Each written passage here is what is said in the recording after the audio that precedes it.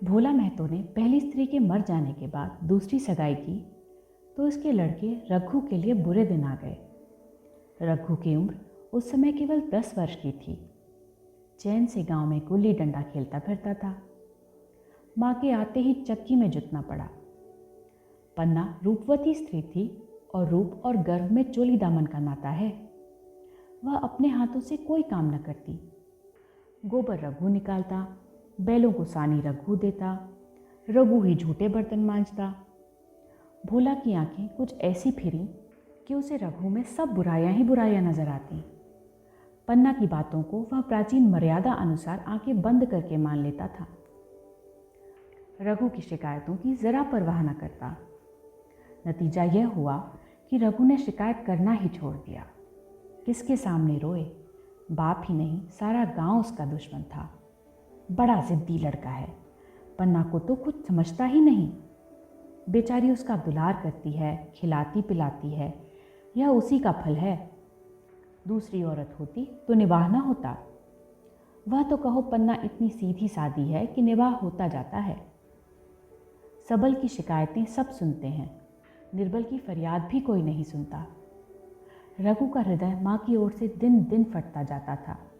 यहाँ तक कि 8 साल गुजर गए और एक दिन भोला के नाम भी मृत्यु का संदेश आ पहुँचा। पन्ना के 4 बच्चे थे, 3 बेटे और 1 बेटी। इतना बड़ा खर्च और कमाने वाला कोई नहीं। रघु अब क्यों बात पूछने लगा? यह मानी हुई बात थी। अपनी स्त्री लाएगा और अलग रहेगा। स्त्री आकर और भी आग लगाएगी। पन्ना को चारों ओर अंधेरा ही अंधेरा दिखाई देता था। पर कुछ भी हो, वह रघु की औरत बनकर घर में न रहेगी। जिस घर में उसने राज किया उसमें अब लौंडी न बनेगी। जिस लौंडे को अपना गुलाम समझा उसका मुंह न ताकेगी। वह सुंदर थी। अवस्था अभी कुछ ऐसी ज़्यादा न थी।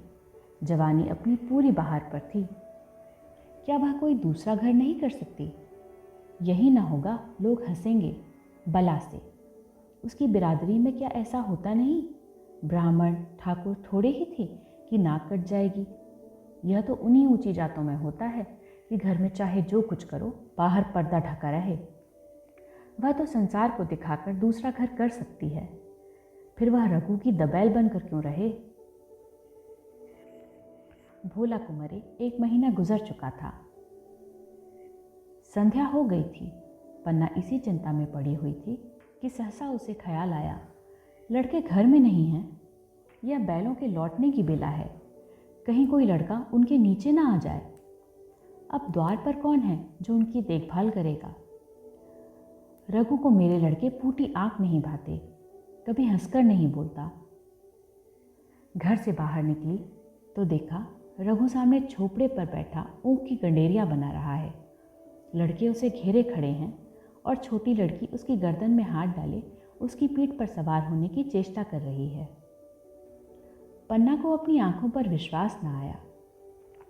आज तो यह नई बात है। शायद दुनिया को दिखाता है कि मैं अपने भाइयों को कितना चाहता हूँ और मन में छुरी रखी हुई है। घात मिले तो जान ही ले ले। काला सांप है, काला सांप। कठोर स्वर में बोली, तुम सबके सब वहां क्या करते हो?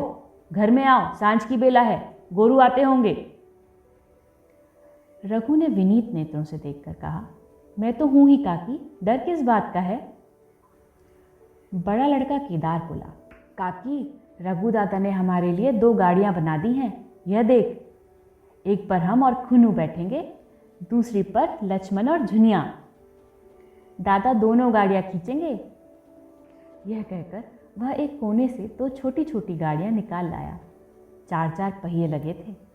बैठने के लिए तख्ते और रोक के लिए दोनों तरफ बाजू थे। पन्ना ने आश्चर्य से पूछा, ये गाड़ियां किसने बनाई? केदार ने चिढ़कर कहा, रघु दादा ने बनाई हैं, और किसने? भगत के घर से बसूला और रुखानी मांग लाए और चटपट बना दी। खूब दौड़ती हैं काकी। बैठ खुन्नू, मैं खींचूं? खुन्नू गाड़ी में बैठ गया। केदार खींचने लगा। चर चर शोर हुआ, मानो गाड़ी भी इस खेल में लड़कों के साथ शरीक है। लक्ष्मण ने दूसरी गाड़ी में बैठकर कहा, दादा खींचो। रघु ने झुनिया को भी गाड़ी में बिठा दिया और गाड़ी खींचता हुआ दौड़ा। तीनों लड़के तालियां बजाने लगे। पन्ना चकित नेत्रों से यह दृश्य देख रही थी और सोच रही थी कि ये वही रघु है या कोई और। थोड़ी देर बाद दोनों गाड़ियां लौटीं। लड़के घर में जाकर इस यान यात्रा के अनुभव बयान करने लगे। कितने खुश थे सब, मानो हवाई जहाज पर बैठ आए हों। खुन्नू ने कहा, काकी सब पेड़ दौड़ रहे थे।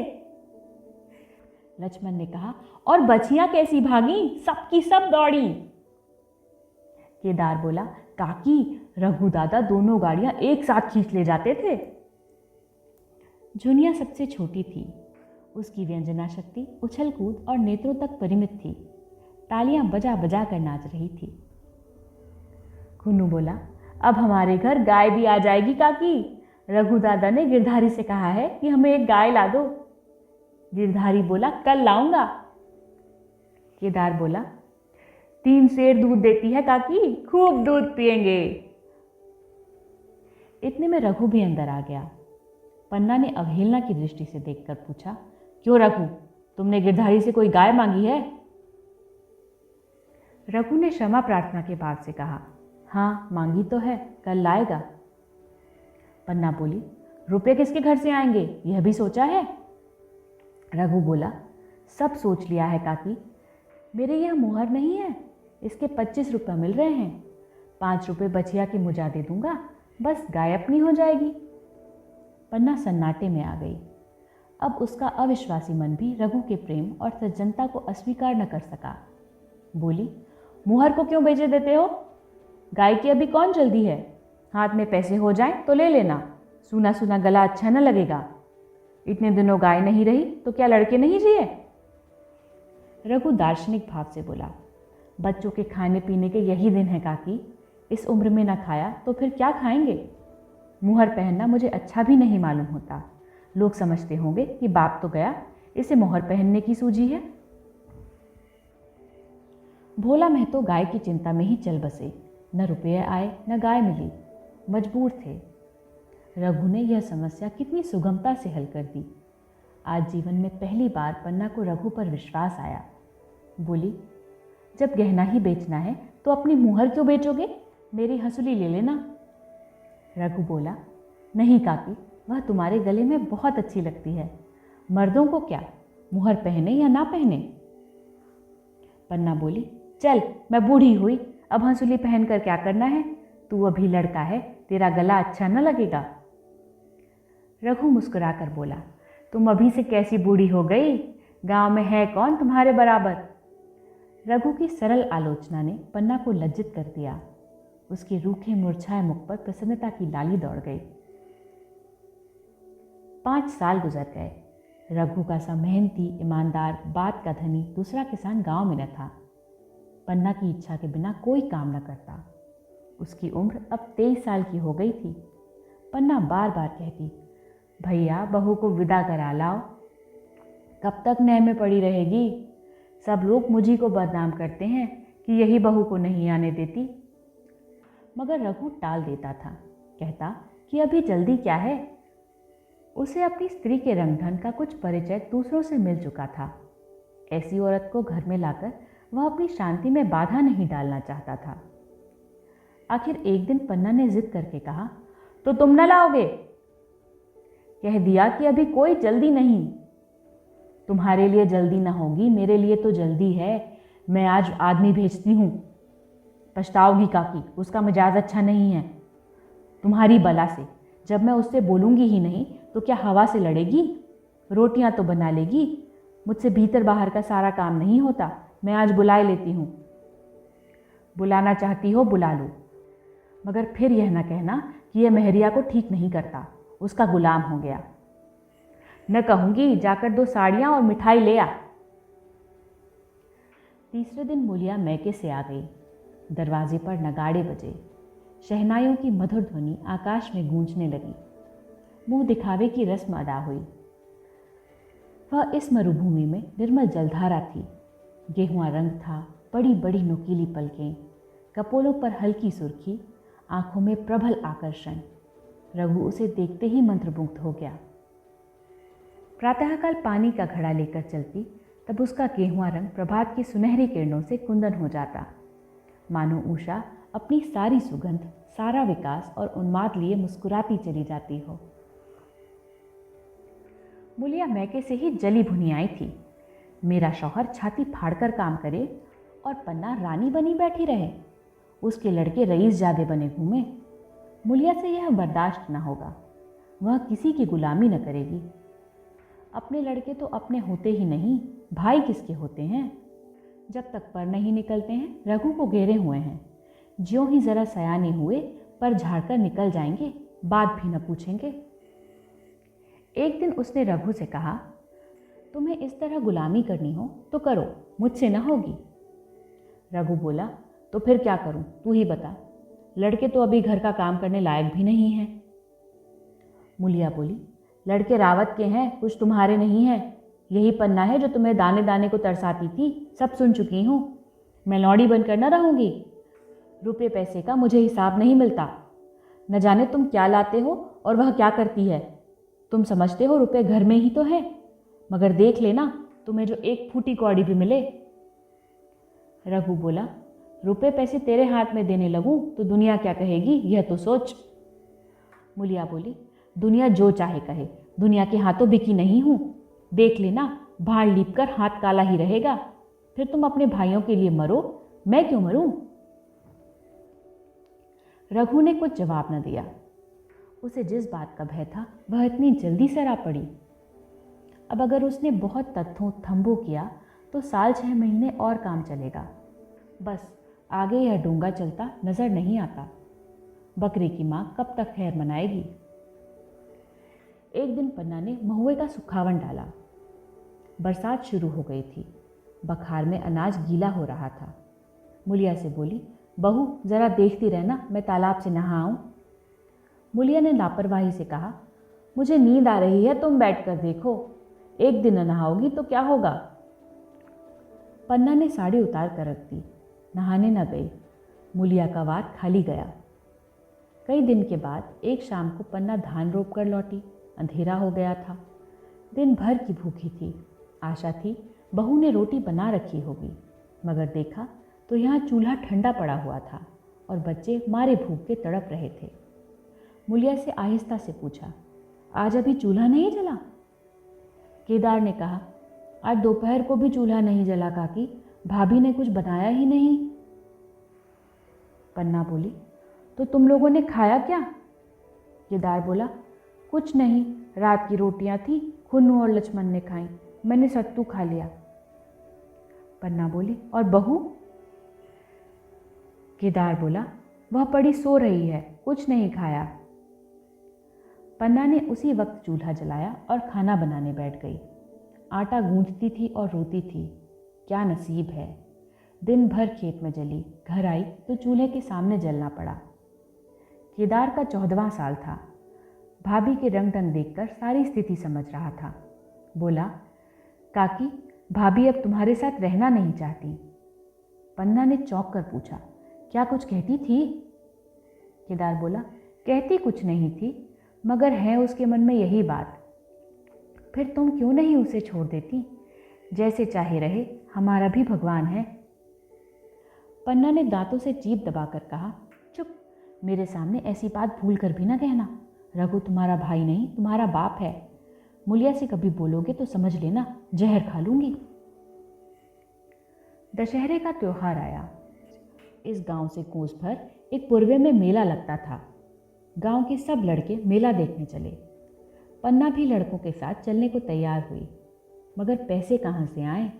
कुंजी तो मुलिया के पास थी। रघु ने आकर मुलिया से कहा, लड़के मेले जा रहे हैं, सबों को 2-2 पैसे दे दो। मुलिया ने त्योरिया चढ़ाकर कहा, पैसे घर में नहीं हैं। रघु बोला, अभी तो तेलहन बिका था, क्या इतनी जल्दी रुपए उठ गए। मुलिया बोली, हाँ उठ गए। रघु बोला, कहाँ उठ गए, जरा सुनूं। आज त्योहार के दिन लड़के मेला देखने ना जाएंगे। मुलिया बोली, अपनी काकी से कहो पैसे निकालें, गाड़ कर क्या करेंगी। खूंटी पर कुंजी लटक रही थी। रघु ने कुंजी उतारी और चाह की संदूक खोले कि मुलिया ने उसका हाथ पकड़ लिया और बोली, कुंजी मुझे दे दो, नहीं तो ठीक ना होगा। खाने पहनने को भी चाहिए, कागज़ किताब को भी चाहिए, उस पर मेला देखने को भी चाहिए। हमारी कमाई इसलिए नहीं है कि दूसरे खाएं और मूंछों पर ताव दें। पन्ना ने रघु से कहा, भैया पैसे क्या होंगे, लड़के मेला देखने न जाएंगे। रघु ने झिड़क कर कहा, मेला देखने क्यों न जाएंगे, सारा गांव जा रहा है, हमारे ही लड़के न जाएंगे। यह कहकर रघु ने अपना हाथ छुड़ा लिया और पैसे निकालकर लड़कों को दे दिए। मगर कुंजी जब मुलिया को देने लगा तब उसने उसे आंगन में फेंक दिया और मुंह लपेट कर लेट गई। लड़के मेला देखने न गए। इसके बाद 2 दिन गुजर गए। मुलिया ने कुछ नहीं खाया और पन्ना भी भूखी रही। रघु कभी इसे मनाता कभी उसे, पर न यह उठती न वह। आखिर रघु ने हैरान होकर मुलिया से पूछा, कुछ मुंह से तो कह, चाहती क्या है। मुलिया ने धरती को संबोधित करके कहा, मैं कुछ नहीं चाहती, मुझे मेरे घर पहुंचा दो। रघु, अच्छा उठ, बना खा, पहुंचा दूंगा। मुलिया ने रघु की ओर आंखें उठाईं। रघु उसकी सूरत देखकर डर गया। वह माधुर्य, वह मोहकता, वह लावण्य गायब हो गया था। दांत निकल आए थे, आंखें फट गई थीं और नथुने फड़क रहे थे। अंगारे की सी लाल आंखों से देखकर बोली, अच्छा तो काकी ने यह सलाह दी है, यह मंत्र पढ़ाया है, तो यहाँ ऐसी कच्ची नहीं हूँ। तुम दोनों की छाती पर मूंग दलूंगी, हो किस फेर में। रघु बोला, अच्छा तो मूंग ही दल लेना, कुछ खा पी लेगी तभी तो मूंग दलेगी। मुलिया बोली, अब तो तभी मुंह में पानी डालूंगी जब घर अलग हो जाएगा, बहुत झेल चुकी, अब नहीं झेला जाता। रघु सन्नाटे में आ गया। 1 मिनट तक उसके मुंह से आवाज़ ही न निकली। अलग होने की उसने स्वप्न में भी कल्पना न की थी। उसने गांव में 2-4 परिवारों को अलग होते देखा था। वह खूब जानता था, रोटी के साथ लोगों के हृदय भी अलग हो जाते हैं, अपने हमेशा के लिए गैर हो जाते हैं। फिर उनमें वही नाता रह जाता है जो गांव के और आदमियों में। रघु ने मन में ठान लिया था कि इस विपत्ति को घर में न आने दूंगा, मगर होनहार के सामने उसकी एक न चली। आह, मेरे मुंह में कालिक लगेगी। दुनिया यही कहेगी कि बाप के मर जाने पर 10 साल भी एक में निबाह न हो सका। फिर किससे अलग हो जाऊं? जिनको गोद में खिलाया, जिनको बच्चों की तरह पाला, जिनके लिए तरह तरह के कष्ट झेले, उन्हीं से अलग हो जाऊं? अपने प्यारों को घर से निकाल बाहर करूं? उसका गला फंस गया। कांपते हुए स्वर में बोला, तू क्या चाहती है कि अपने भाइयों से अलग हो जाऊं? भला सोच तो, कहीं मुंह दिखाने लायक रहूँगा। मुलिया बोली, तो मेरा इन लोगों के साथ निबाह न होगा। रघु बोला, तो तू अलग हो जा, मुझे अपने साथ क्यों घसीटती है। मुलिया बोली, तो मुझे क्या तुम्हारे घर में मिठाई मिलती है, मेरे लिए क्या संसार में जगह नहीं है। रघु बोला, तेरी जैसी मर्जी, जहाँ चाहे रह, मैं अपने घर वालों से अलग नहीं हो सकता। जिस दिन इस घर में 2 चूल्हे जलेंगे उस दिन मेरे कलेजे के 2 टुकड़े हो जाएंगे। मैं यह चोट नहीं सह सकता। तुझे जो तकलीफ हो वह मैं दूर कर सकता हूँ। माल असबाब की मालकिन तो तू ही है, अनाज पानी तेरे ही हाथ है। अब रह क्या गया है? अगर कुछ काम धंधा करना नहीं चाहती मत कर।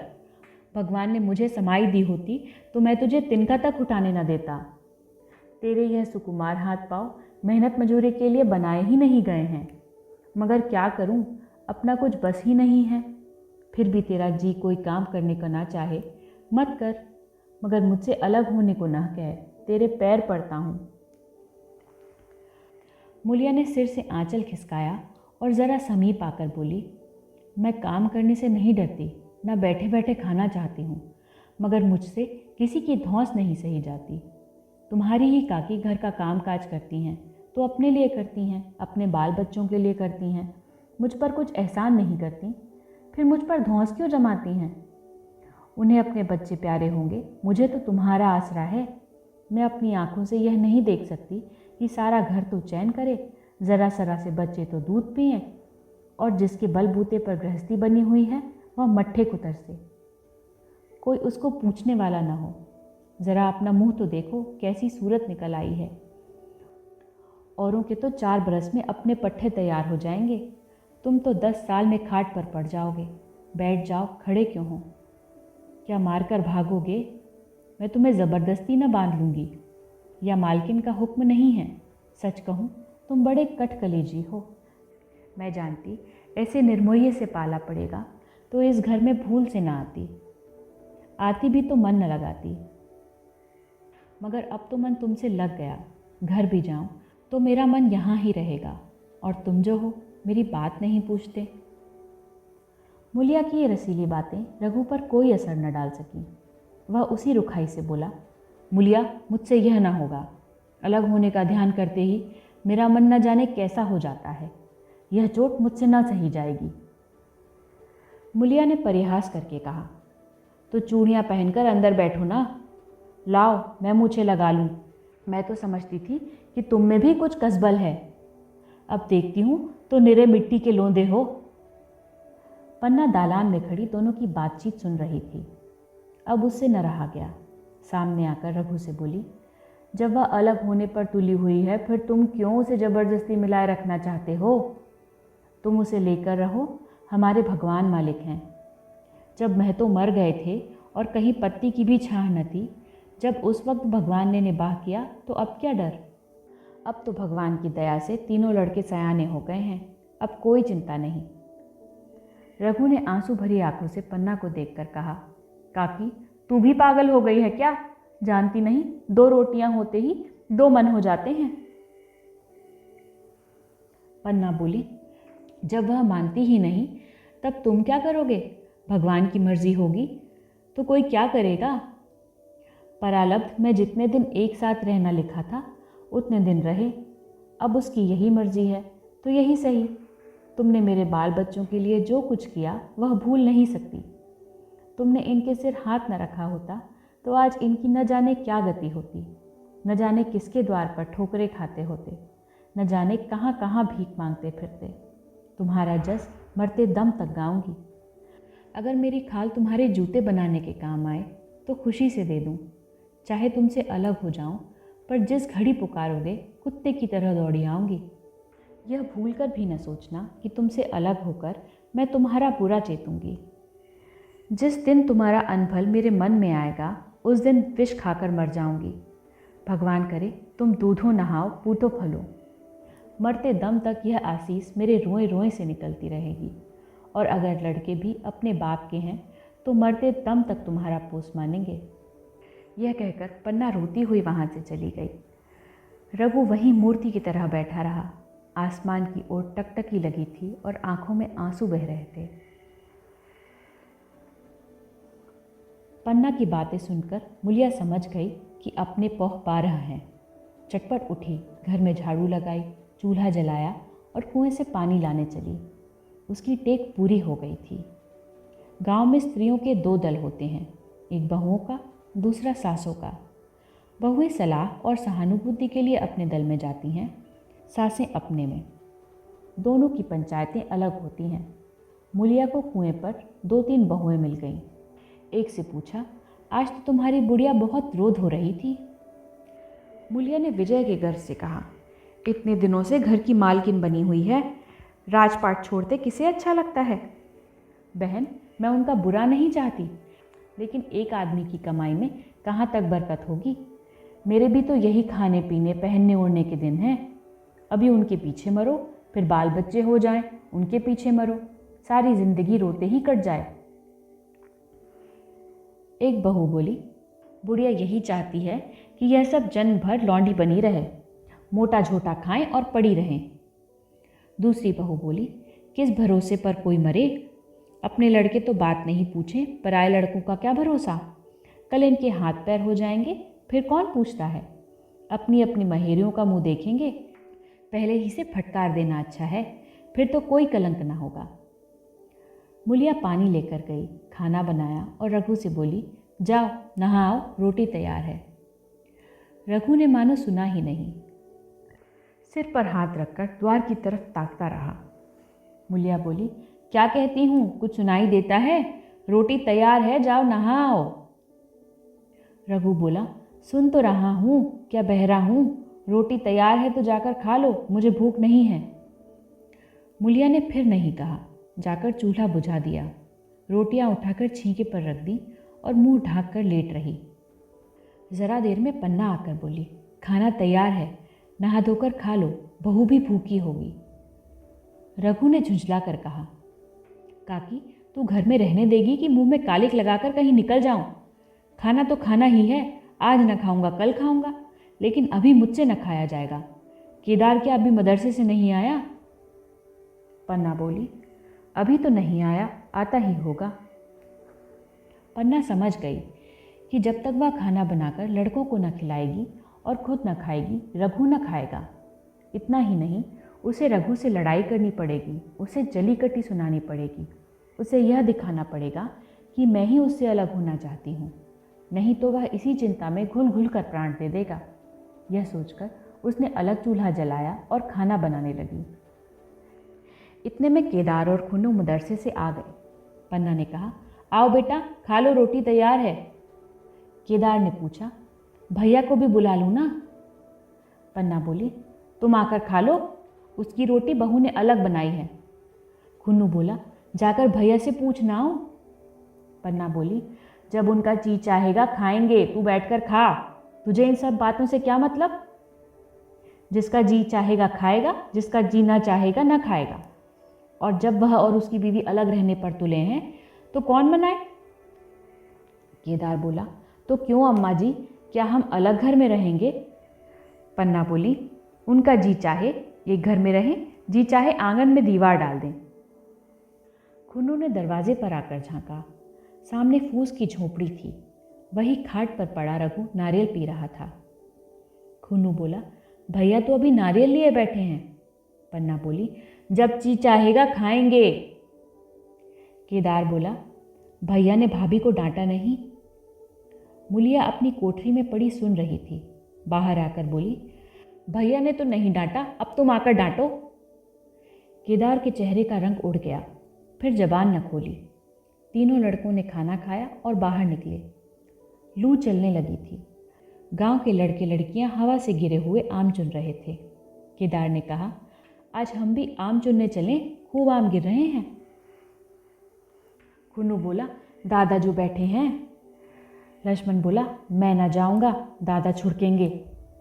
केदार बोला, वह तो अब अलग हो गए। लक्ष्मण बोला, तो अब हमको कोई मारेगा तब भी दादा न बोलेंगे? केदार बोला, वाह, तब क्यों न बोलेंगे?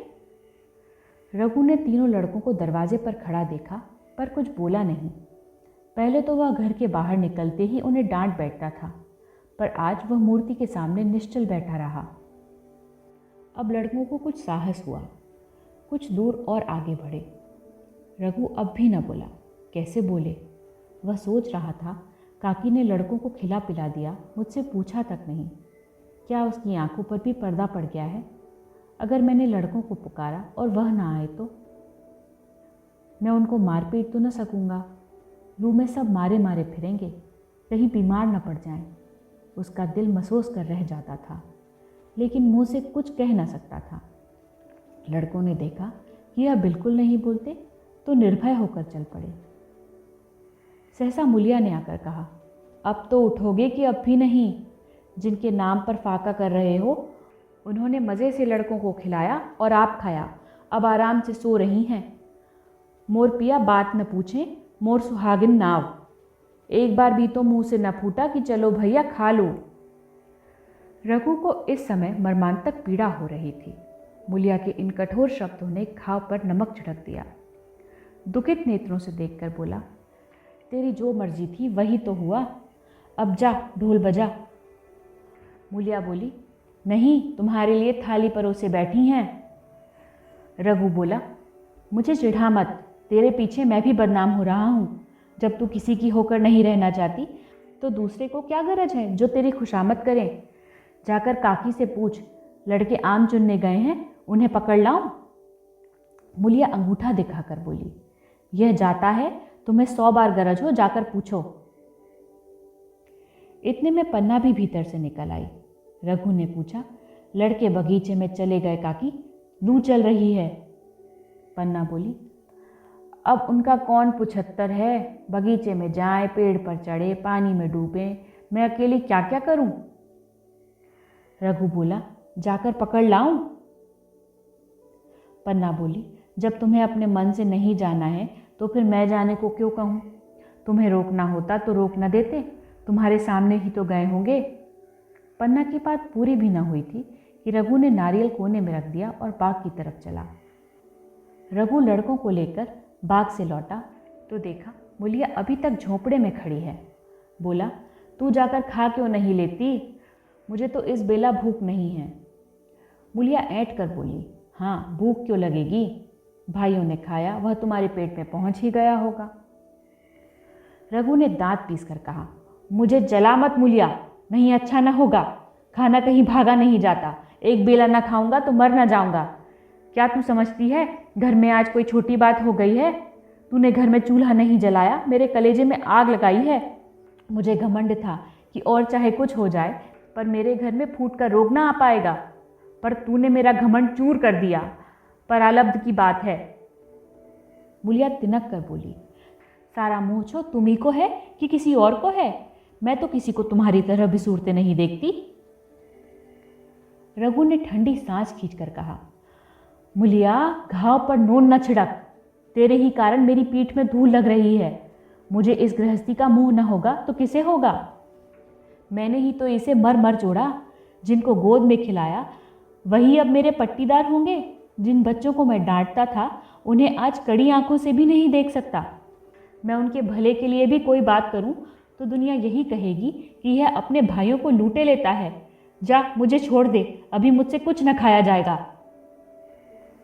मुलिया बोली, मैं कसम रखा दूंगी, नहीं चुपके से चले चलो। रघु बोला, देख अब भी कुछ नहीं बिगड़ा है, अपना हट छोड़ दे। मुलिया बोली, हमारा ही लहू पिए जो खाने ना उठे। रघु ने कानों पर हाथ रखकर कहा, यह तूने क्या किया मुलिया, मैं तो उठ ही रहा था। चल खा लूं, नहाने धोने कौन जाए। लेकिन इतना कहे देता हूं कि चाहे 4 की जगह 6 रोटियां खा जाऊं, चाहे तू मुझे घी के मटके में ही डुबा दे, पर यह दाग मेरे दिल से न मिटेगा।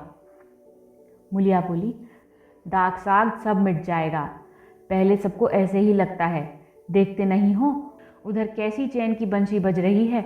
वह तो मना ही रही थी कि किसी तरह यह सब अलग हो जाएं।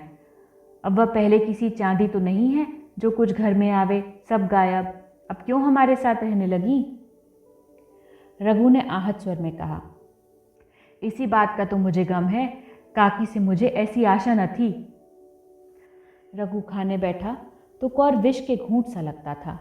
जान पड़ता था रोटियां भूसी की हैं। दाल पानी सी लगती, पानी कंठ के नीचे न उतरता था। दूध की तरफ देखा तक नहीं, 2-4 ग्रास खाकर उठ गया, जैसे किसी प्रियजन के श्राद्ध का भोजन हो। रात का भोजन भी उसने इसी तरह किया। भोजन क्या किया, कसम पूरी की। रात भर उसका चित्त उद्विग्न रहा। एक अज्ञात शंका उसके मन पर छाई हुई थी, जैसे भोला महतो द्वार पर बैठा रो रहा हो। वह कई बार चौंक कर उठा। ऐसा जान पड़ा भोला उसकी ओर तिरस्कार की आंखों से देख रहा है। वह दोनों जून भोजन करता था, पर जैसे शत्रु के घर। भोला की शोकमग्न मूर्ति आंखों से न उतरती थी। रात को उसे नींद न आती। वह गांव में निकलता तो इस तरह मुंह चुराए, सिर झुकाए, मानो गो हत्या की हो। 5 साल गुजर गए। रघु अब 2 लड़कों का बाप था। आंगन में दीवार खिंच गई थी, खेतों में मेंढे डाल दी गई थी और बैल बछिए बांट लिए गए थे। केदार की उम्र अब 19 की हो गई थी। उसने पढ़ना छोड़ दिया था और खेती का काम करता था। खुन्नू गाय चराता था। केवल लक्ष्मण अब तक मदरसे जाता था। पन्ना और मुलिया दोनों एक दूसरे की सूरत से जलती थीं। मुलिया के दोनों लड़के बहुधा पन्ना ही के पास रहते। वही उन्हें उपटन मलती, वही काजल लगाती, वही गोद में लिए फिरती, मगर मुलिया के मुंह से अनुग्रह का एक शब्द भी न निकलता। न पन्ना ही उसकी इच्छुक थी। वह जो कुछ करती निर्ब्याज भाव से करती थी। उसके 2 लड़के अब कमाऊ हो गए थे। लड़की खाना पका लेती थी, वह खुद ऊपर का कामकाज कर लेती। इसके विरुद्ध रघु अपने घर का अकेला था, वह भी दुर्बल, अशक्त और जवानी में बूढ़ा। अभी आयु 30 वर्ष से अधिक न थी, लेकिन बाल खिचड़ी हो गए थे, कमर भी झुक चली थी, खांसी ने जीर्ण कर रखा था। देखकर दया आती थी। और खेती पसीने की वस्तु है, खेत की जैसी सेवा होनी चाहिए वह उससे न हो पाती, फिर अच्छी फसल कहाँ से आती।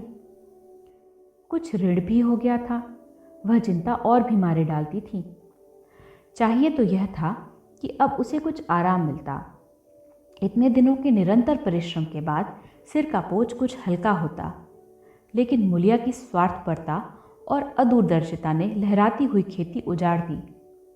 अगर सब एक साथ रहते तो वह अब तक पेंशन पा जाता।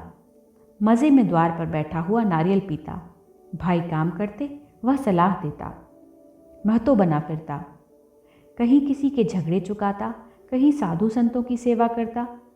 वह अवसर हाथ से निकल गया। अब तो चिंता भार दिन दिन बढ़ता जाता था। आखिर उसे धीमा धीमा ज्वर रहने लगा। हृदयशूल, चिंता, कड़ा परिश्रम और अभाव का यही पुरस्कार है। पहले कुछ परवाह न की, समझा आप ही आप अच्छा हो जाएगा, मगर कमज़ोरी बढ़ने लगी तो दवाई की फिक्र हुई। जिसने जो बता दिया खा लिया। डॉक्टरों और वैद्यों के पास जाने की सामर्थ्य कहाँ, और सामर्थ्य भी होती तो रुपए खर्च कर देने के सिवा और नतीजा ही क्या था। जीर्ण ज्वर की औषधि आराम और पुष्टिकारक भोजन है। न वह बसंत मालती का सेवन कर सकता था और न आराम से बैठकर बलवर्धक भोजन कर सकता था। कमज़ोरी बढ़ती ही गई। पन्ना को अवसर मिलता तो वह आकर उसे तसल्ली देती, लेकिन उसके लड़के अब रघु से बात भी न करते थे। दवा दारू तो क्या करते, उसका और मजाक उड़ाते।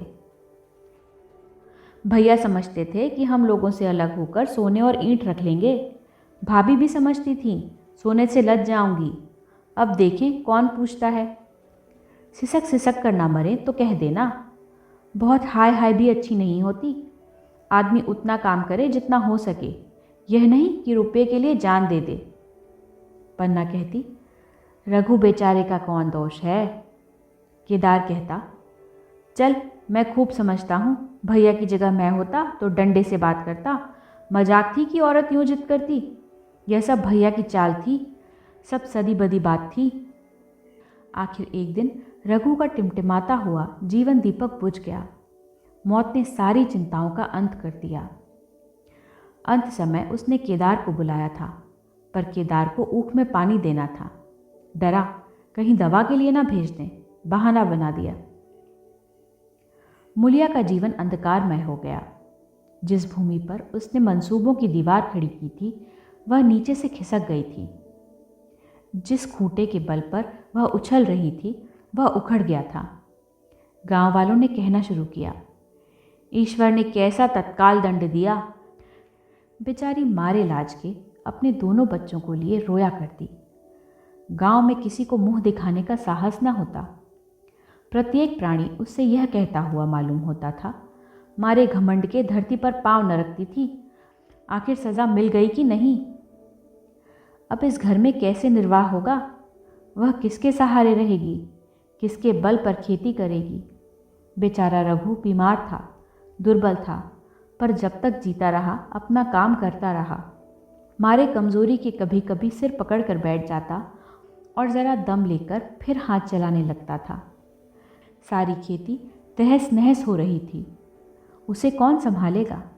अनाज की डांठें खलिहान में पड़ी थी, ऊख अलग सूख रही थी। वह अकेली क्या क्या करेगी।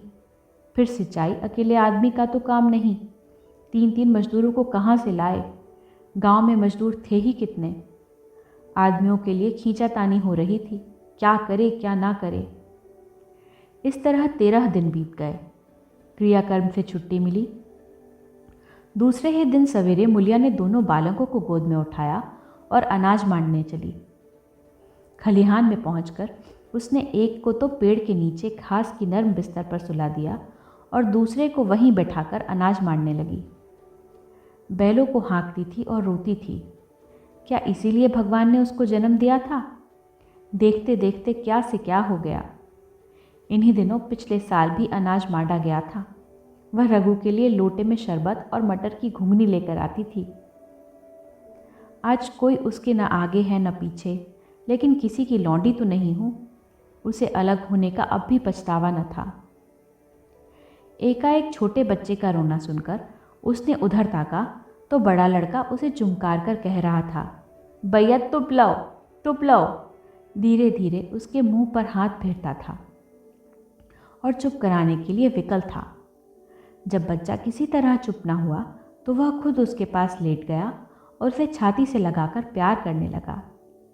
मगर जब यह प्रयत्न भी सफल न हुआ तो वह रोने लगा। उसी समय पन्ना दौड़ी आई और छोटे बालक को गोद में उठाकर प्यार करती हुई बोली, लड़कों को मुझे क्यों न दे आई बहू?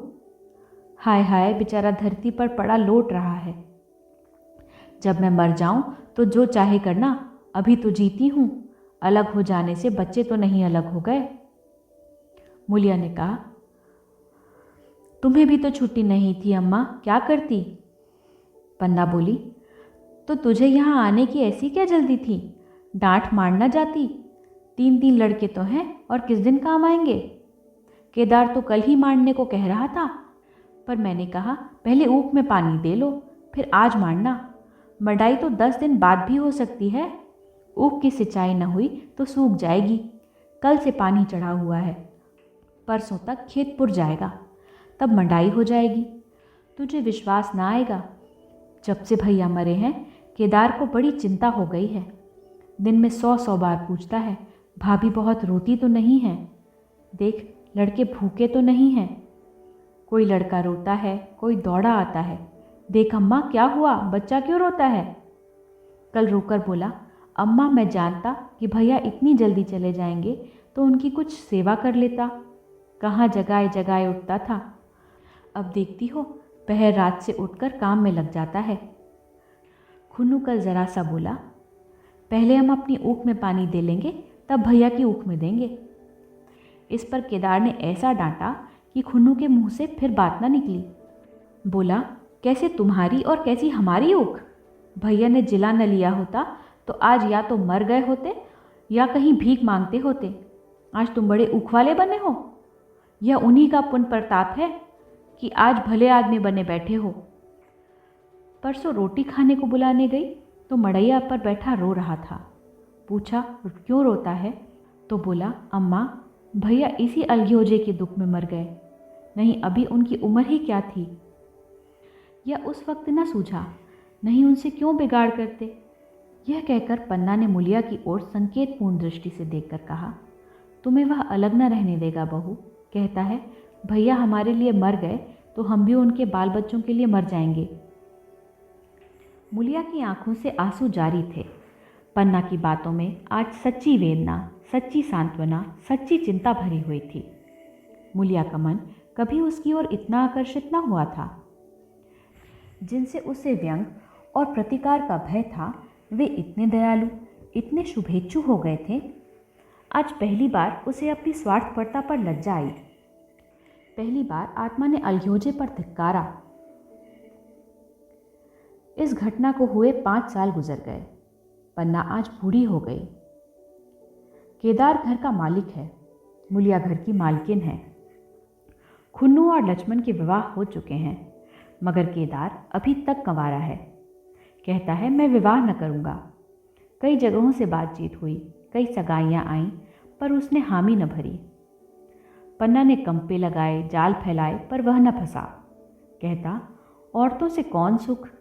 महेरिया घर में आई और आदमी का मिजाज बदला। फिर जो कुछ है वह महेरिया हैं। माँ बाप भाई बंधु सब पराए हैं। जब भैया जैसा आदमी का मिजाज बदल गया तो फिर दूसरों की क्या गिनती। 2 लड़के भगवान के दिए हैं, और क्या चाहिए। बिना ब्याह किए 2 बेटे मिल गए, इससे बढ़कर और क्या होगा। जिसे अपना समझो वह अपना है, जिसे गैर समझो वह गैर है। एक दिन पन्ना ने कहा, तेरा वंश कैसे चलेगा? केदार बोला, मेरा वंश तो चल रहा है, दोनों लड़कों को अपना ही समझता हूँ। पन्ना बोली, समझने ही पर है, तो तू मूलिया को भी अपनी महरिया समझता होगा। केदार ने झेपते हुए कहा, तुम तो गाली देती हो अम्मा। पन्ना बोली, गाली कैसी, तेरी भाभी ही तो है। केदार बोला, मेरे जैसे लट्ट गवार को वह क्यों पूछने लगी। पन्ना बोली, तू करने को कह तो मैं उससे पूछूं। केदार बोला, नहीं मेरी अम्मा, कहीं रोने गाने न लगे। पन्ना बोली, तेरा मन हो तो मैं बातों बातों में उसके मन की थाह लूं। केदार बोला, मैं नहीं जानता, जो चाहे कर। पन्ना केदार के मन की बात समझ गई। लड़के का दिल मुलिया पर आया हुआ है, पर संकोच और भय के मारे कुछ नहीं कहता। उसी दिन उसने मुलिया से कहा, क्या करूं बहू, मन की लालसा मन में ही रह जाती है। केदार का घर भी बस जाता तो मैं निश्चिंत हो जाती। मुलिया बोली, वह तो करने को ही नहीं कहते। पन्ना बोली, कहता है ऐसी औरत मिले जो घर में मेल से रहे तो कर लूं। मुलिया बोली, ऐसी औरत कहाँ मिलेगी, कहीं ढूंढो। पन्ना बोली, मैंने तो ढूंढ लिया है।